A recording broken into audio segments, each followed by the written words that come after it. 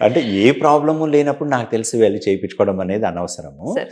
కానీ ఒక ప్రాబ్లమ్ వచ్చి మనం మందులు అంటే ఎస్పెషల్లీ సీరియస్ ప్రాబ్లమ్ వచ్చినప్పుడు ఫర్ ఎగ్జాంపుల్ హార్ట్ అటాక్ వచ్చింది. యాహ్! మీరు ఆస్పిరిన్ వాడుతున్నారు. మీరు లైఫ్ లాంగ్ వాడాలి. ఫర్ ఎగ్జాంపుల్ ఇప్పుడు ఆస్పిరిన్ ఎందుకు వాడుతున్నారు?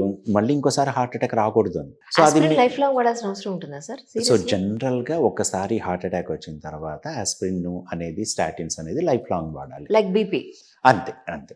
అంతే. అంటే ఏ రోజుది ఆ రోజే. ఈ రోజు ఏ టాబ్లెట్ ఏస్తే ఈ రోజే వర్క్ అంతే. చేస్తుంది. అంతే. మీరు ఆస్పిరిన్ టాబ్లెట్ తినడం 5 రోజులు మానేశారంటే ఆ తర్వాత ఇంకా దాని పని ఎఫెక్ట్ ఉండదు. ఓహ్! సో అందువల్ల చాలా ఇంపార్టెంట్ ఇవి లైఫ్ లాంగ్ వాడుకోవడము, డైలీ కూడా వాడుకోవడం. సో తర్వాత ఇప్పుడు వారికోజ్ వెయిన్స్ పాయింట్ ఆఫ్ వ్యూలో మాకు వారికోజ్ లేకపోయినా సర్జరీస్ చేసేస్తున్నారంటూ లాస్ట్ టైం చాలా పెద్ద ఇష్యూ అయింది యాక్చువల్లీ. నిజానికి వేటిని వారికోజ్ వెయిన్స్ అంటారు? వేటికి సర్జరీ అవసరం పడుతుంది? వేటికి టాబ్లెట్స్‌తో మనం తగ్గించేయొచ్చు? వెరీ గుడ్ క్వెషన్ అండి. ఇది చాలా అంటే వారికోజ్ వెయిన్స్ అనేది చాలా కామన్. దాదాపు మనకు ప్రతి 10 మందిలో ఒకరిద్దరికి అనేది ఈ ప్రాబ్లం ఉండడం చాలా సహజం. కరెక్ట్. ఓకే. సో దీంట్లో ముఖ్యంగా మీరు అడిగినట్టు Mm. ఎవరిలో ఇది వారికోజ్ వెయిన్ అనాలి, Mm.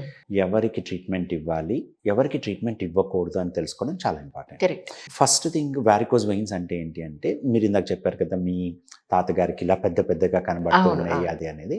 సో మనకు మన చేతిలో నరాలు కనబడడం అనేది కామన్. అవును. దీన్ని వెయిన్స్ అంటారు. రైట్. ఈ వెయిన్స్ అనేది మన బాడీలో బ్లడ్ని టిష్యూస్ నుంచి హార్ట్కి తీసుకొని వెళ్ళడానికి అవసరం. ఈ బ్లడ్ వెజల్స్ కొందరిలో ప్రామినెంట్గా కనబడతాయి, కొందరిలో కనబడకుండా డీప్గా ఉంటాయి. అంటే వాళ్ళ ఫ్యాట్ కంటెంట్ ఎంత ఉన్నది టిష్యూలో దాని మీద ఉంటుంది. ఈ వెయిన్స్ అనేది నార్మల్. సో ఇలా వెయిన్స్ అనేది మనకు బ్లడ్ అనేది ఒక డైరెక్షన్లోనే తీసుకొని వెళ్ళాలి. అంటే మనకు కూర్చొని ఉన్న నిల్చొని ఉన్న ఒక పాదం నుంచి గుండెకి బ్లడ్ అనేది ఒకటే డైరెక్షన్లో వెళ్ళాలి.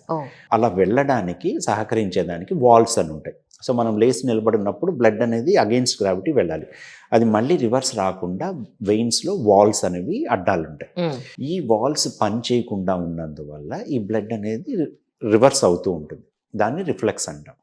సో ఇలా రిఫ్లెక్స్ అవడం మొదలుపెట్టినప్పుడు ఏమవుతుందంటే ఈ నరము ఉబ్బడము, కొంచెం స్ట్రైట్గా ఉండేది కాస్త వంకర్లు తింకర్లుగా తిరగడము అవుతుంది.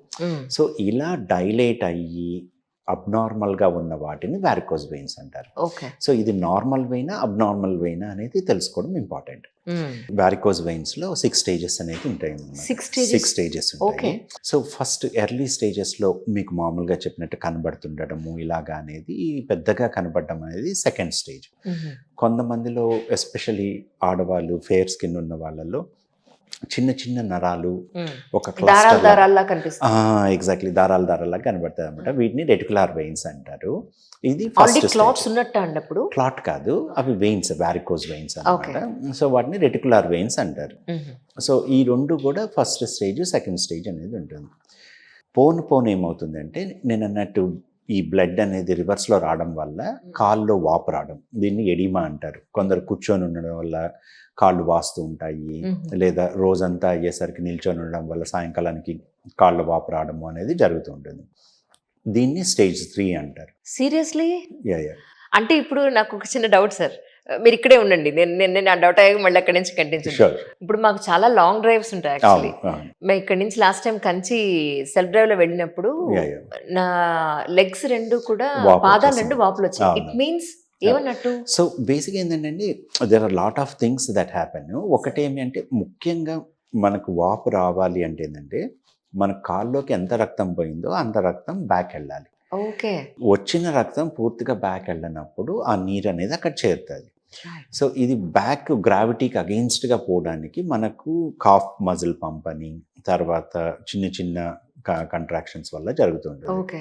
సో ఇవి సరిగ్గా పనిచేయనందువల్ల, ఎస్పెషలీ లాంగ్ ట్రావెల్స్ చేసినప్పుడు కాళ్ళు ఎలాడదీసి ఉండడం వల్ల వాపులు అనేది చాలా కామన్గా వస్తుంది. అది టెన్షన్ పడక్కర్లేదు. టెన్షన్ పడలేదు. కానీ ఇంపార్టెంట్ ఏంటంటే అందరిలో జరగకపోవచ్చు, కానీ కొందరిలో అది సీరియస్ ప్రాబ్లమ్స్ కూడా అవుతాయి. అంటే బ్లడ్ క్లాట్ అవ్వడము, డీవీటీ రావడము, అది లంగ్స్కి వెళ్ళడము అనేది కూడా కొన్ని డేంజరస్ అవుతాయి. సో అందువల్ల మీరు ఎప్పుడు ట్రావెల్ చేస్తున్నా సరే కాలు కొంచెం కదిలిస్తూ ఉండడము, రైట్. ఒక 1 అవర్ కానీ 2 అవర్స్ కానీ ఒక బ్రేక్ తీసుకొని దిగడము అనేది చాలా చాలా ఇంపార్టెంట్. ఓకే. సో ఇది నా బ్లడ్ క్లాట్ దాంట్లో జనరల్గా చెప్తుంటాను ఎస్ సార్. అన్నమాట. మీరు 6 But- స్టేజెస్ అన్నారు. అవును. థర్డ్ సో స్టేజ్ థర్డ్ లో స్టేజ్లో ఇది. Yes sir. సో అంటే ఈ కాళ్ళలో వాపులు రావడానికి చాలా చాలా కారణాలు ఉంటాయి. దాంట్లో ఈ వారికోజ్ వెయిన్స్ వల్ల వచ్చే కాళ్ళ వాపుని స్టేజ్ 3 అంటాం అనమాట. అలాగే దాని తర్వాత ఏమవుతుందంటే ఈ నీరు ఏదైతే చేరుతూ ఉంటుందో దీనివల్ల అక్కడ ఇన్ఫ్లమేషన్ అలాగా జరిగి కాళ్ళు నల్లగా అవుతూ ఉంటుంది, కలర్ మారడం. సో నల్లగా అవుతుంది అనమాట. ఇది చాలా చాలా కామన్. అంటే మనకు లక్కీగాను ఇండియాలో మనకు శారీ వేసుకోవడం వల్ల లేదా కాళ్ళు ప్యాంట్ కనిపించదు. కవర్ చేయడం వల్ల అవును. అది బయటకి కనబడకుండా ఉంటుంది. సో అందువల్ల చాలాసార్లు వీళ్ళు డాక్టర్ని సంప్రదించడం లేట్ అవుతూ ఉంటుంది. కరెక్ట్. కానీ ఇలా నలువు అవడము అనేది స్టేజ్ 4 అంటారు అనమాట. ఓకే. సో దీని తర్వాత పుండ్లు పడతాయి. సో మనకు చిన్న జిల్లలాగా ఉండి గీరిన లేదా ఏదైనా చిన్న దెబ్బ తగిలినా కూడా అది గాయంలా మానకుండా చాలా రోజులు ఇబ్బంది పెడుతుంది. రైట్. దీన్ని స్టేజ్ 5 జేస్టిక్ అంటారు అనమాట. సో ఇలా మొత్తం వారికోజ్ వెయిన్స్లో 6 స్టేజ్లు ఉంటాయి. రైట్. సో ఈ ఫస్ట్ స్టేజ్ సెకండ్ స్టేజ్లో మరీ ఇబ్బంది ఎక్కువైతే తప్పితే, అంటే కొందరికి కాళ్ళు సాయంకాలం అయ్యేసరికి లాగుతూ ఉండడం వల్ల లేదా వాళ్ళకి వాళ్ళ పని వాళ్ళు సరిగ్గా చేసుకోలేకుండా ఉండడము, ఇలా ఉన్న వాళ్ళల్లో మనము ఆపరేషన్ అనేది చేయడము వాళ్ళకి ట్రీట్మెంట్ వల్ల బెనిఫిట్ ఉంటుంది. అలా కాకుండా జస్ట్ జనరల్గా కనబడుతున్న వారికోజ్ వెయిన్స్ని మనం ట్రీట్ చేసినందువల్ల బెనిఫిట్ ఉండొచ్చు, ఉండకపోవచ్చు. ఓకే. సో ముఖ్యంగా ఏమంటే ఈ వెయిన్స్ అనేది మనకు ఫస్ట్ స్టేజ్ సెకండ్ స్టేజ్ నుంచి థర్డ్ స్టేజ్ ఫోర్త్ స్టేజ్కి ఇలా 6 నెలల్లో వెళ్తుందో సంవత్సరంలో వెళ్తుందో అనే దాని గురించి చెప్పలేము. Depends person to person. Exactly. So కొందరిలో 10 సంవత్సరాలు 15 సంవత్సరాలు కూడా పెద్దగా వెయిన్స్ ఉంటాయి, కానీ వాళ్ళకి కాలు వాపు కానీ లేదంటే ఇలా నల్లగా అవడం కానీ జరగదు. సో ఇలాంటి వాళ్ళల్లో వాళ్ళకి ట్రీట్మెంట్ అనేది వాళ్ళకి ఆ వెయిన్స్ వల్ల ఏం ప్రాబ్లం అవుతుంది అని తెలుసుకొని చేయడం ఇంపార్టెంట్. ముఖ్యంగా దీంట్లో వారికోజ్ వెయిన్స్కి మేజర్గా ఒక మందు వేసుకుంటే ఈ వారికోజ్ వెయిన్స్ ష్రింక్ అయిపోతాయి, తగ్గిపోతుంది అని ఎలాంటి మందులు లేవు. ఓకే. సో ఓన్లీ ఒకే ఒక మందు అవైలబుల్ ఉంటుంది. ఇది కూడా మన బత్తాయి చెట్ల దగ్గర నుంచి తీసే ఎక్స్ట్రాక్ట్స్ అన్నమాట, ఫ్లేవనాయిడ్స్ అంటారు. సో ఈ మందులే ప్రపంచం మొత్తము ఉండేది. సో దీనివల్ల కొంత సిమ్టమాటిక్ రిలీఫ్ ఉంటుంది, కానీ ఓవరాల్గా ఈ మందు వేసుకున్నందువల్లే తగ్గిపోతుంది అని అయితే మందులు.